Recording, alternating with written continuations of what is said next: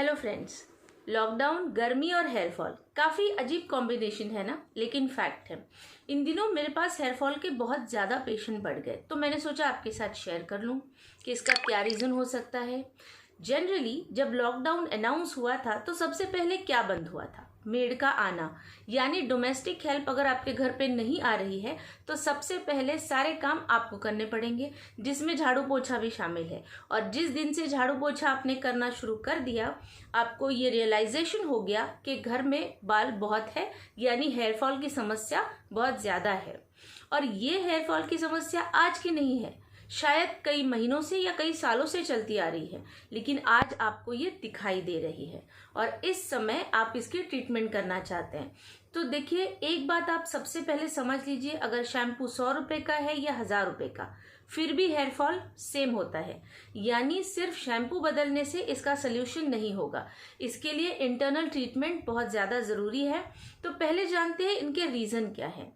आजकल के रीजन में अगर देखा जाए तो सबसे पहला रीजन है हेयर कलरिंग, यानी बाल सफेद इतनी कम उम्र में हो रहे हैं कि हेयर कलर आज आए दिन लोग इस्तेमाल कर रहे हैं, जो बहुत ज्यादा केमिकल बेस्ड होता है।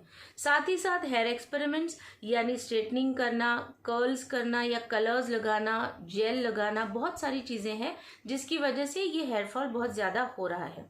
और साथ ही साथ इसमें 3 इम्पॉर्टेंट फैक्टर बहुत सामने आ रहे हैं। एक है पोल्यूशन, दूसरा होता है आपका पुअर वाटर, यानी किस तरह के पानी से आप बालों को धो रहे हैं, तीसरी चीज है केमिकल जो मैंने आपको बताया, और एक और चौथी चीज है न्यूट्रिशन। अगर न्यूट्रिशन अच्छा है तो डेफिनेटली बाल भी अच्छे रहेंगे। तो जानते हैं इसके रीजंस, यानी बाल गिरते क्यों है और किस वजह से हम इसको मजबूत बना सकते हैं। तो बालों में एक हेयर फॉलिकल होता है, सिबेशियस हेयर फॉलिकल, जो एक ऑयली ग्लैंड के साथ कनेक्टेड होता है, यानी अटैच रहता है।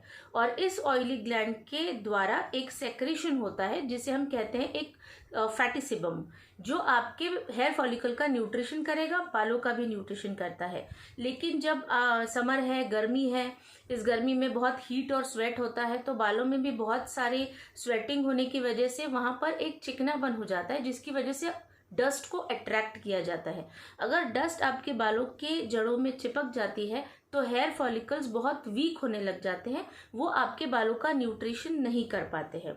इसलिए आपको ये ध्यान रखना है कि किस तरह का ऑयल यूज करना है, ऑयल की मसाज किस तरीके से करनी है, और साथ ही साथ न्यूट्रिशन में आपको किस तरह का खाना खाना है या कौन सी चीजें आपके डाइट में इंक्लूड करनी है, और साथ में आप कौन सी मेडिसिन ले सकते हैं जिससे आपका डाइट भी कंट्रोल रहे, आपकी बालों में मजबूती रहे, शाइनिंग हो, और हो सकेगा तो बालों का सफेद होना भी हम कम कर सकते हैं।